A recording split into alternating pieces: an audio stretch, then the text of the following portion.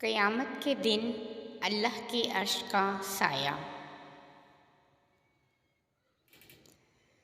نبی کریم صلی اللہ علیہ وآلہ وسلم نے فرمایا، 7 آدمی ایسے ہیں جنہیں اللہ تعالیٰ قیامت کے دن اپنے عرش کے نیچے سایہ دے گا، جبکہ اس کے عرش کے سائے کے سوا اور کوئی سایہ نہیں ہوگا۔ عادل، حاکم، نوجوان جس نے اللہ کی عبادت میں جوانی پائی، ایسا شخص جس نے اللہ کو تنہائی میں یاد کیا اور اس کی آنکھوں سے آنسو نکل پڑے،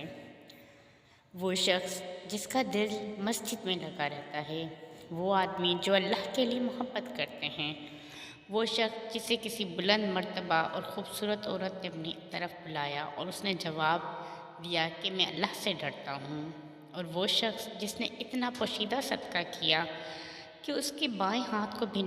پتہ نہ چل سکا کہ دائیں ہاتھ نے کتنا اور کیا صدقہ کیا ہے۔ سبحان اللہ۔